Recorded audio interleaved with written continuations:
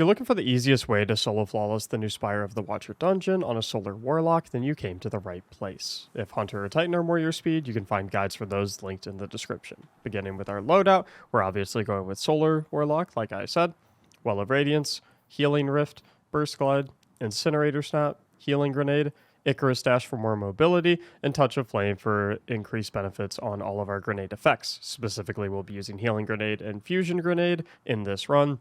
It allows our Healing Grenade to heal more, and our Fusion Grenade to blow up twice.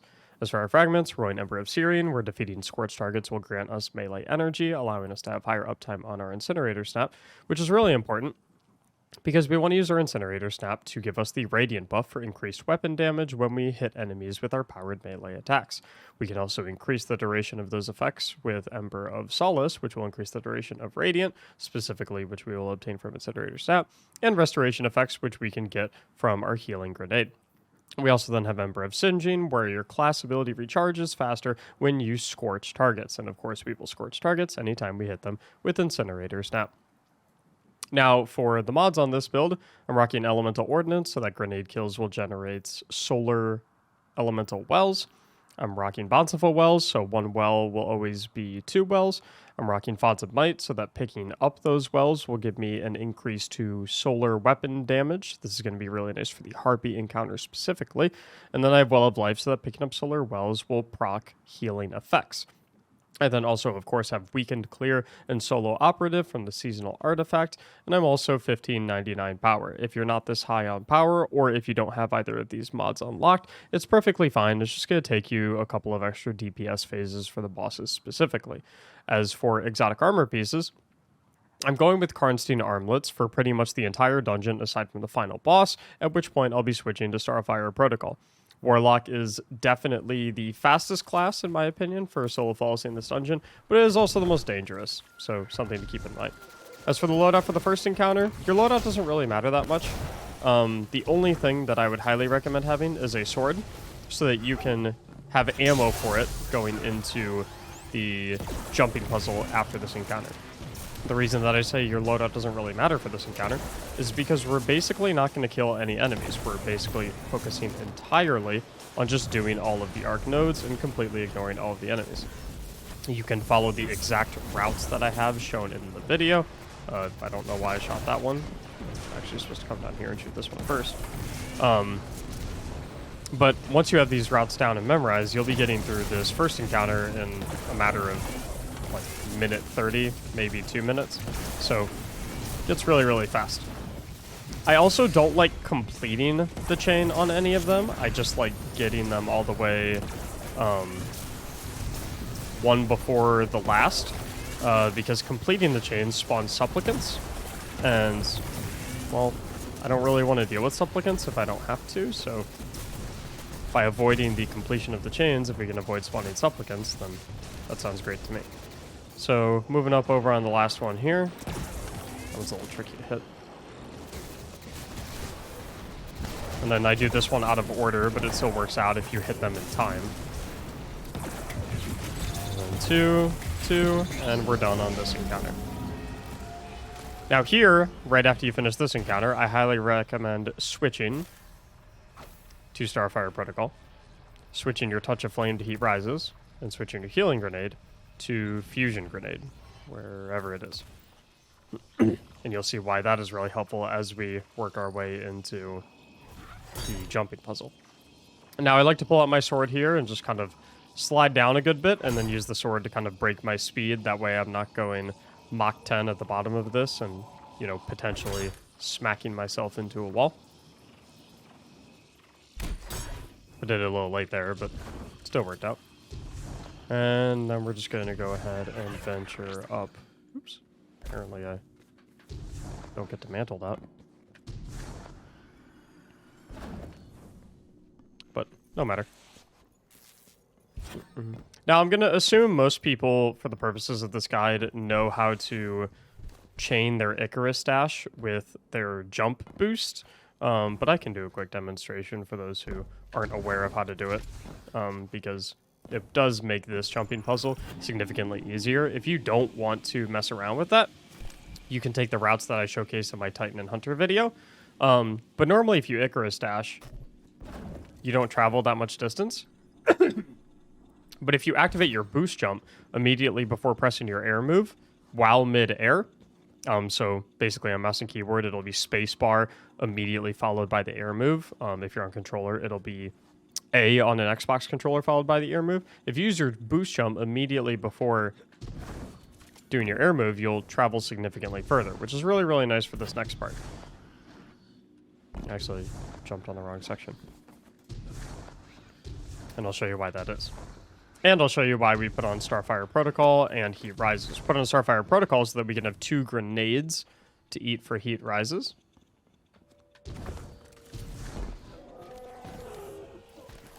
And put on Heat Rises so we can come right on over here. So basically I'm doing boost, dash, and then hitting my jump.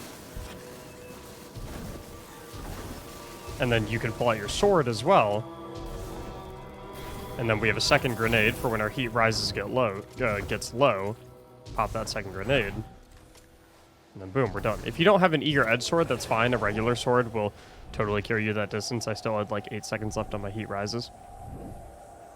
But it makes it so you can basically skip that entire jumping puzzle. I know that's a bit more of an advanced mechanic. Like I said, if you're not comfortable with doing that, go ahead and watch my Titan and Warlock guides. Watch the jumping puzzle section in those.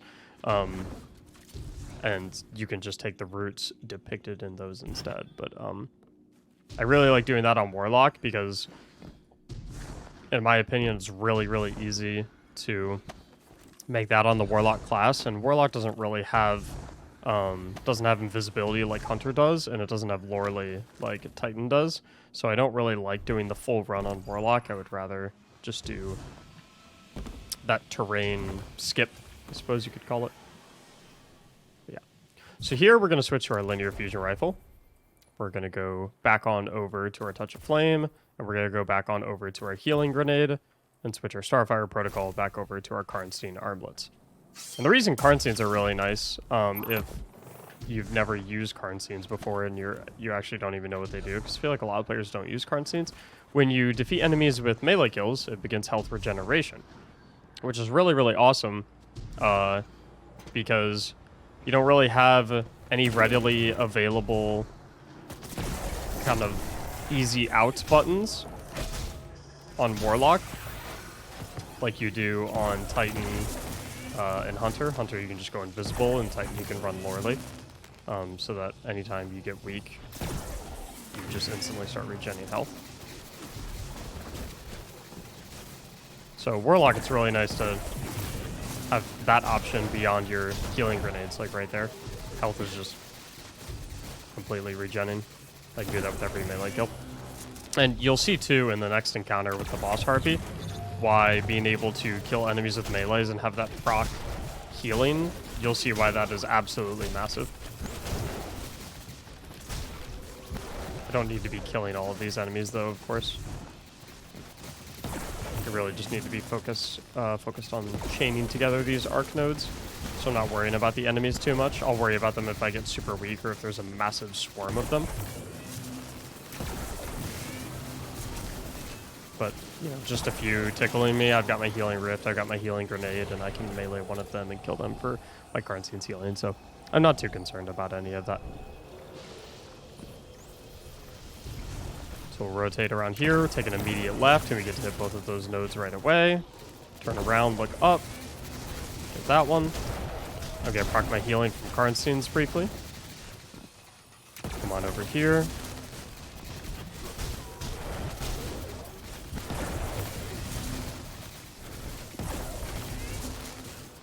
And we're all done with that chain.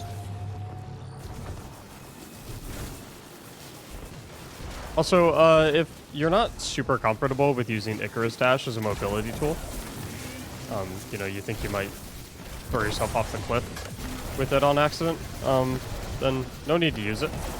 I just love it as like a contingency plan, I suppose you could call it. And it lets you get around those towers a little bit more quickly. So here we're coming up on the final floor. We'll have one to begin right in front of us. Can then hop down, hit that. And then here, there's a lot of goblins on this platform. So just be careful coming over here. To hit one of them with melee. And then this is the other starting one. And then that carries on our node from the previous location. We're gonna go ahead and melee some of these guys. Just to thin out the pack. Now that other starting one that we just hit, we want to start continuing it. Because these two paths kind of cross.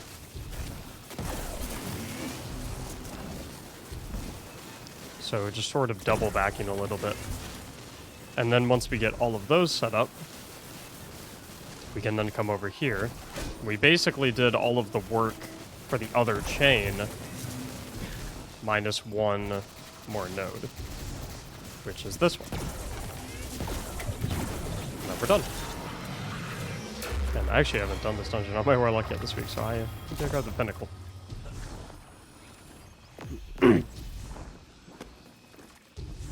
Then we're on our way up. I like to go to the right side.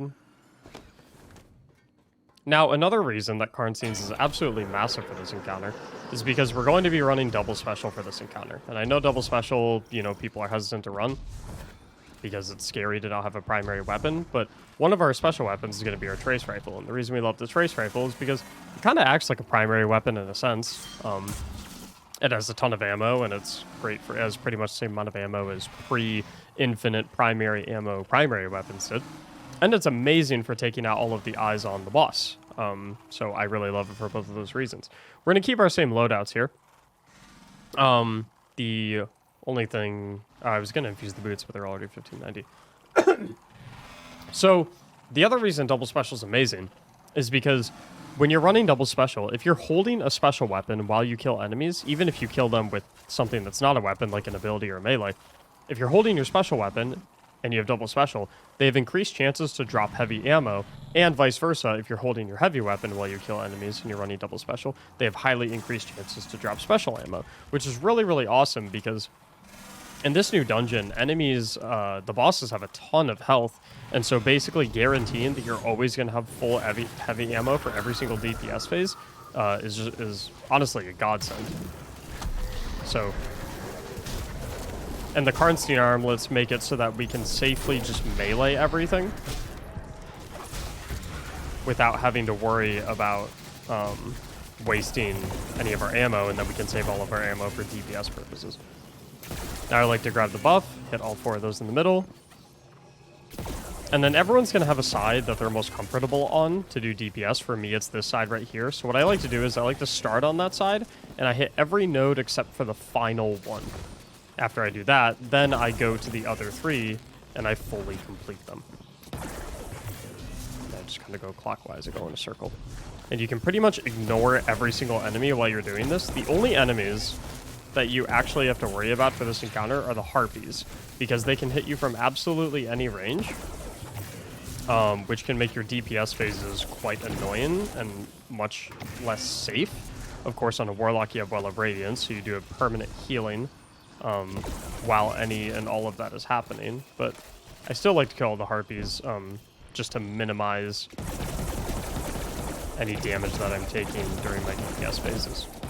And I like to burst fire so that I'm using as little ammo as possible to kill them.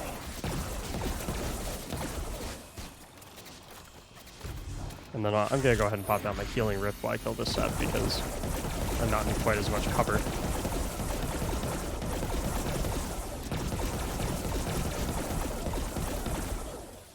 So all of them are dead.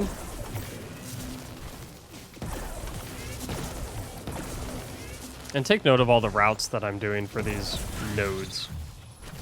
It'll help you a lot when you eventually come to this encounter and do it yourself. So this is the last set of Harpies that I need to kill, so that I'm not being bugged during DPS phase. And I want to try and get a little bit more ammo real quick. Special ammo specifically, before I go into DPS phase. So I'm holding my heavy weapon out while I kill these goblins with melee. My Karnstein armlets is making me practically invincible. And I'm holding my heavy ammo to encourage increased chances at special ammo drops. It looks like some harpies respawned over here, so I'm actually going to go and kill them real quick so they're not bugging me during DPS phase.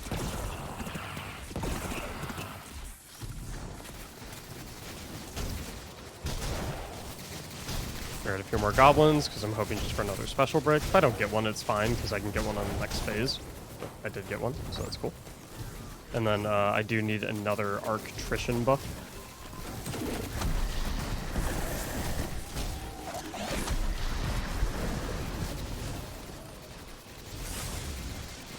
Go ahead and pop my healing grenade real quick, and I'm going to kill these enemies too. Super fast. Because this is my DPS phase platform. And I get to start DPS just like that.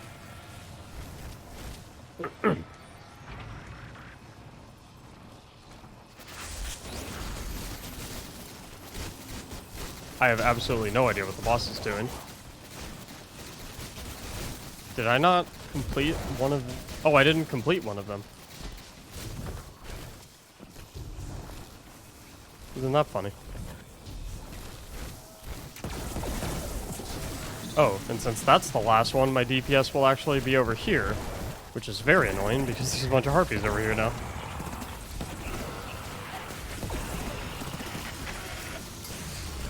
Okay. So obviously, that was a great example of what not to do. Completely messed that up.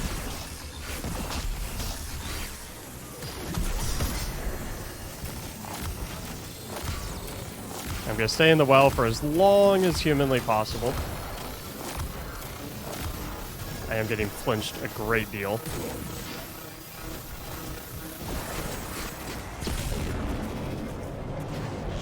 And I almost died there. Ideally, you want to save your healing grenade. I used my healing grenade right before damage, which I shouldn't have done. I should have used my healing rift instead, because you want to save your healing grenade to be available right after the boss does that knockback.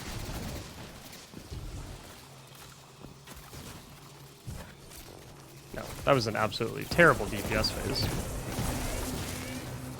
So, hopefully I can demonstrate a better one right here. And then I think we can move on to the next section. I don't think I need to show every single DPS phase of me killing this guy for the guide video. Because I pretty much talked through every point that I need to mention. I'm pretty much given all the information that you need to know for this particular encounter. For solo flawless purposes, it's just, you know, stringing together enough DPS phases to make the boss's health go down enough. But I'm still going to show an actual good DPS phase in practice.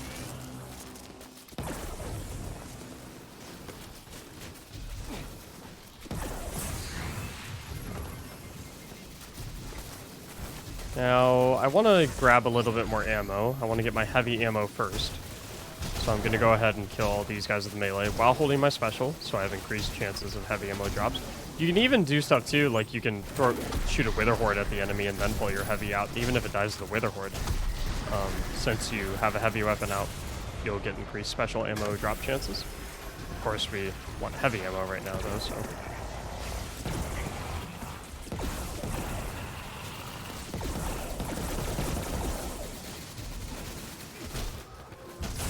Go ahead and get kills with our melee ability to proc our Karnsteins.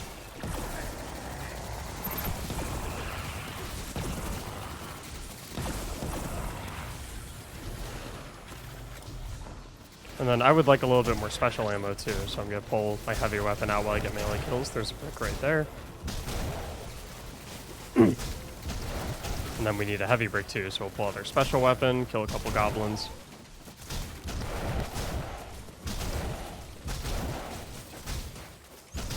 Looks like we're getting a little unlucky in that department, but that's okay.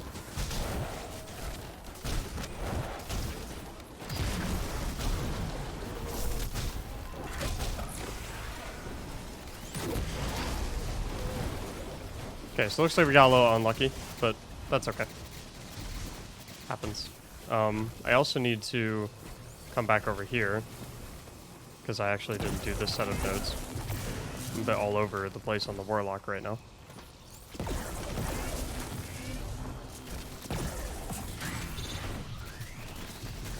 Okay, and then we have all but one. Oh, there's a heavy brick over there, actually. Alrighty. And then we'll kill all these harpies, so they're not bugging us for damage phase. There's a heavy brick, but that's gonna fall off. I don't even get to grab that. That's fine. Another thing you can do too is sometimes you'll have goblins that'll walk into you, so you can try and stick a wither horde to catch them out.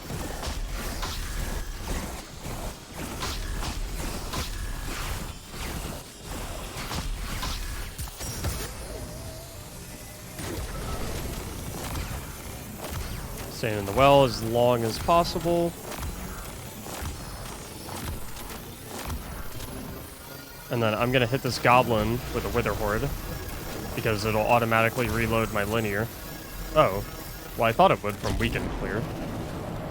I get a little bit of inconsistency with weakened clear reloads though. Because weakened clear is supposed to reload all of your stowed weapons. Sometimes it works for me, sometimes it doesn't. I don't really know why. Maybe you have to direct impact them with the wither horde. I don't really know. But that's pretty much everything you need to know about this encounter. On a warlock, you can easily get a 4 or a 5 phase if you don't royally mess up one of the DPS phases like I did. And even if you do royally mess up a DPS phase, you're not in any rush here. That's probably the biggest lesson to take from soloing dungeons, is that you're not in any rush. Take your time, play safe, play slow, you know, and just stay disciplined. Make sure you're being intentional with your healing cooldowns and all that good stuff. Making sure you're topped off ammo, making sure you're keeping your rhythm. So, like I said, it's pretty much everything you need to know about this encounter. I'm going to go ahead and cut this section here right now, and we'll fast forward to the next encounter. And real quick before we do that, future Mactics here, don't do what this dum-dum is doing in the footage where I'm waiting until after I break all the eyes to place my well. One, that wastes time for doing damage when I could be hitting it in the crit, doing the animation of the well. And two, it's dumb because you should be placing your well before you start hitting the eyes, because your well lasts for 30 seconds, and if you place your well before the eyes, it's going to make cracking the eyes faster because you get the damage buff, which is going to give you a longer DPS phase. And by the time the boss runs down the catwalk and you chase it down there, you're not gonna, your well is still gonna be up even if you place it before the eyes. So do the well before the eyes instead of what I'm doing in the footage where I'm doing it after the eyes. Don't do what dummy over here in the footage is doing. Anyway, let's go on to the next encounter. Okay, so after you kill the harpy, obviously it's right back to middle, and we're gonna start making our descent down into the reactor core section, whatever you want to call it. Make sure you're careful with your jumps here too. Be very disciplined with making sure that you give yourself a good bit of stopping distance with your boost. You don't want to land on the floor and smack and die. So here I like to try and get up on these upper balconies. I don't really like being down there with all of the enemies that can explode. Just go ahead and clearing everything out until, of course, we spawn the Minotaur. Melee him to death. And then we're good to hit all of these nodes. Probably a good idea to kill the laser hobgoblins before you start shooting at the arc nodes to open up the next floor, or you can do a healing rift or a healing grenade. Now for this section, these fast fan blades will kill you, but these slow ones will not. The slow ones will just displace you. I still like to try to avoid them because I'd rather like have a smooth fall. So I just wait until they kind of line up right underneath me. And as they would theoretically be like on the same, is it X coordinate? Yeah, I think X coordinate is me. That's when I start to move off. So basically start walking as they come right under me. That allows you to fall straight down and have no problems. So once again, gonna get on the upper balconies here. Go ahead and clear out all of the hobgoblins, shoot a wither horde down there, here and there. Start clearing out all the enemies down there. Meleeing everything for Karnsteins. and because I don't really want to use any of my ammo. You could switch to a actual primary weapon here if you want to, or maybe an LMG could work too.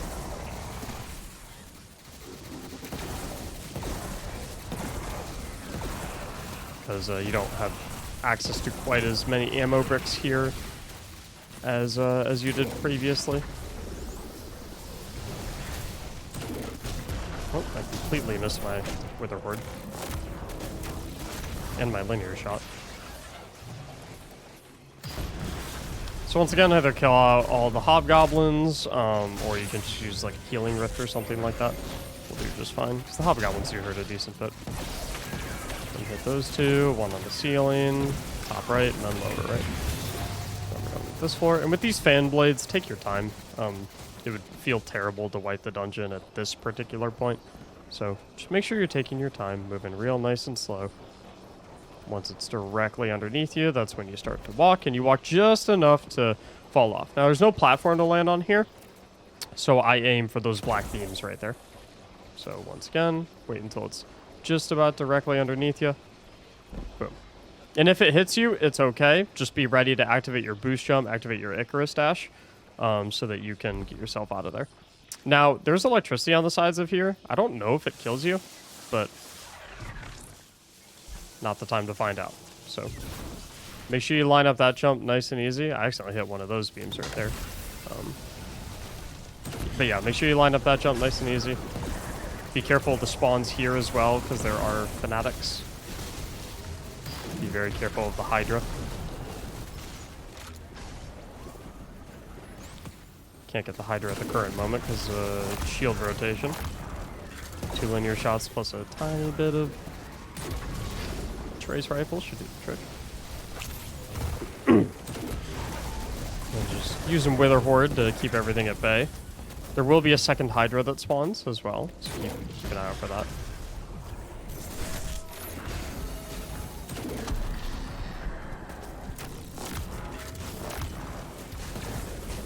And then I like to kill every single thing. I get both Minotaurs, even though obviously you only need one for the Artifician buff. I like to get both. And then I like to get right between the 2 starting ones, because I go boom, boom, boom. Come on over here, hit that, and then get a big jump up to hit that last one. And then back over here to this right corner. And we're off to the boss fight, just like that. Now here, again, take your time with your jump. Apparently you can't die on flat surfaces, no matter the fall distance, but again, this doesn't really seem like the time for experimentation. So here is where you go switch your Karnsteins to Starfire Protocol, and you're going to switch those healing grenades to fusion grenades. Now, your survivability in doing this decreases significantly, but like I said, Solar Warlock is definitely the fastest class to solo Flawless this on because it does the most damage. We're also going to want to change up our weapon loadout slightly. We're going to throw on Rocket Scavenger and Rocket Finder because, of course, we're going to be using rockets. I love using an auto-loading rocket with lasting impression. You can use, if you don't have this something exactly like this, you can do like auto-loading Frenzy, you can do auto-loading Explosive Light, stuff like that. You don't necessarily need auto-loading, I suppose, because of weakened clear, it says it reloads your stowed weapons. But like I said, when I'm pairing it with Wither Horde, it doesn't feel particularly consistent. So I love having that auto-loading on this because I know that just guaranteed it is always going to auto-load itself without me having to worry about it. Now, this is definitely the squishiest you are, like I said. This is definitely the least safe of any class, and this is definitely the least safe room. You can still remain pretty safe because we do still have our healing rift, of course, but you are definitely in a lot more danger than compared to the other 2 classes, and in a lot more danger compared to the rest of the dungeon.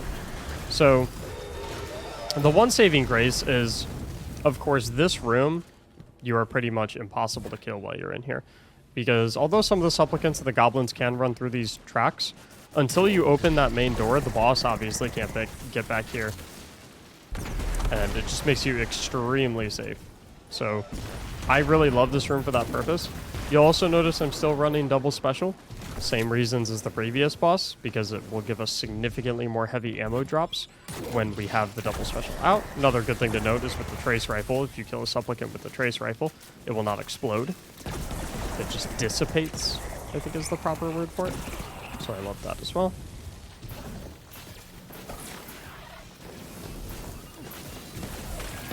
Another big tip I have for dealing with the supplicants is stay airborne at all times. If you're in the air, they can't get you.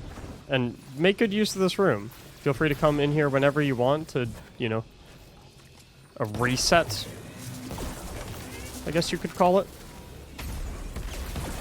You know, you do your best to rid this room of supplicants. There's always going to be like 3 that hang out in that back middle section.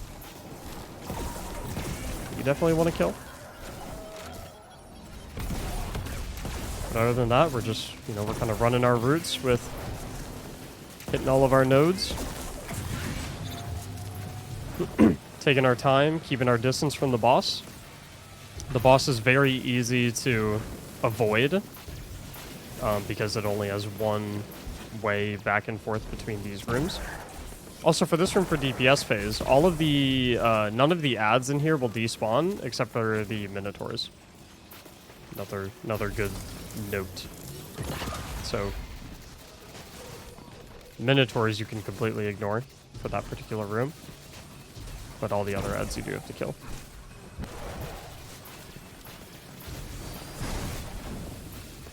Oh, I think I have to hit this one, actually. I got a little mixed up on my node order. But the Wyvern Boss is getting a little too close for comfort for me right now, so I'm going to retreat out. And I'm actually going to go ahead and kill this Minotaur to refresh my attrition buff. Big thing I want y'all to keep in mind for this is to take it slow. You are in no rush here. Take your time. There's no timer. There's no enrage mechanics. You just want to take your time when it comes to getting through these sections. Now, of course, we have our attrition buff. We're going to lure the Minotaur into this final room. Stay airborne. Best way to counter those supplicants is by being above them. And we're going to go ahead and refresh our attrition buff real quick, just because it is a little low.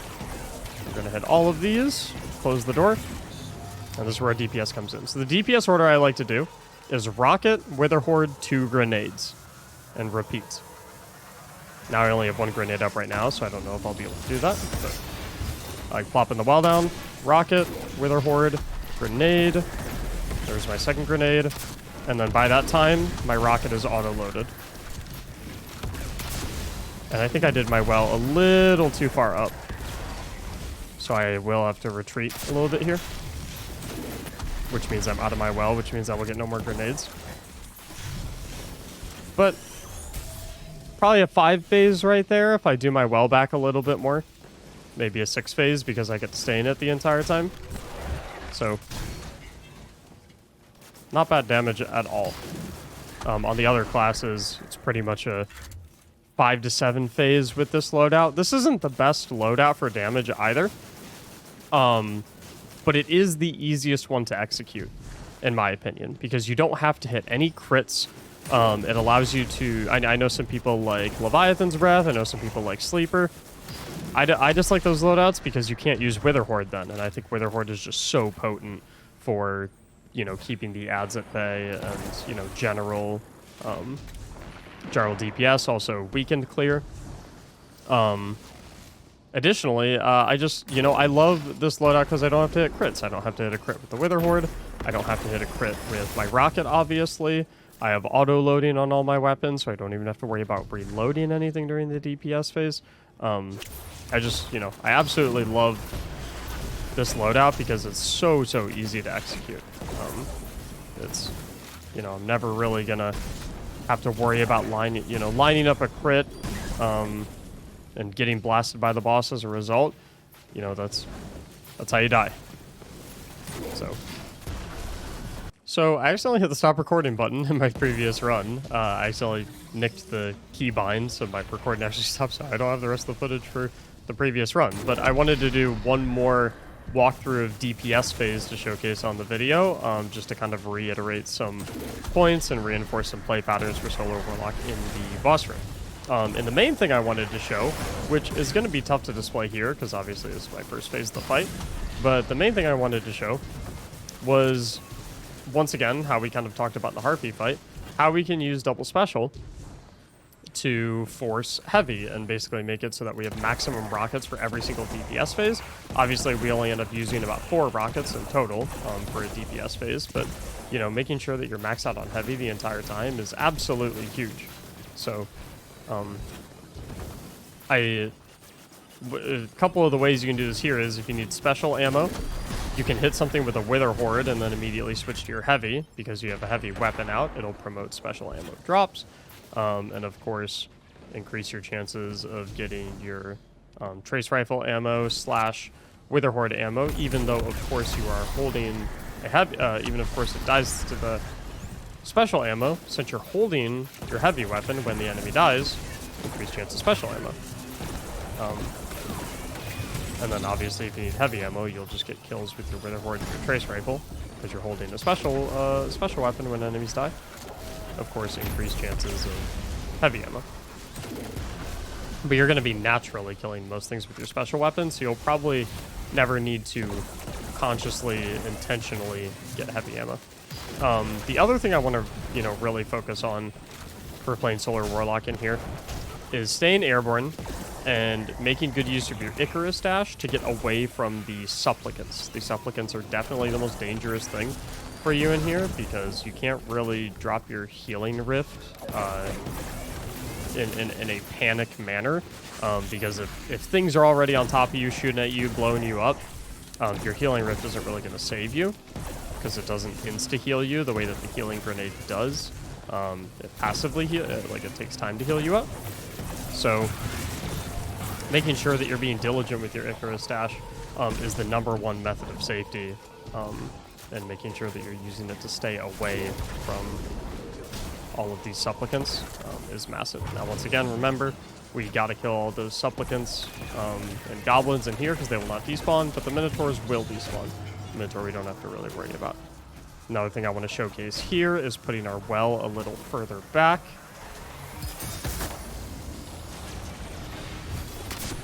Open with a rocket. Wither Horde.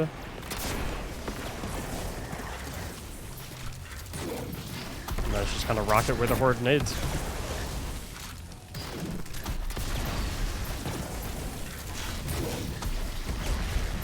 And I accidentally pulled out my rocket a little too early there. But yeah, I mean, right there, that damage, that's a very easy 4-phase. And if you make that damage a little bit better than what I did, pretty easy 3-phase. So I know I've already said it a bunch of times. Right there is a great showcase of using Icarus Dash to avoid the supplicants. Like I said previously, this is definitely the most dangerous class to do solo flawless on, specifically for this room, because you don't really have any healing options / invisibility options when you go this loadout. And you can't really go the Karnstein's loadout because what really are you going to melee? There's only a couple of goblins. Everything else is super tanky, like the Minotaurs and the Hydras. And then obviously you can't go and melee the supplicants. So definitely the squishiest class for solo flawless, but glass cannon in the sense that you will, you'll be 4-phasing this guy pretty easily, potentially even 3-phasing him with a very reliable and easy to execute loadout compared to the other classes where you're really 5 to 7-phasing him. So this is pretty much everything you need to know about the boss fight. I'm not going to waste your time by showing you another 3 DPS phases. Hopefully you found this video helpful to some degree. If you think you'd fare better on another class, like I said, Titan and Hunter guide videos for this same style are linked in the description. If you enjoyed, please consider subscribing if you want to see more stuff like this. Thank you so much for watching, and as always, have a great day.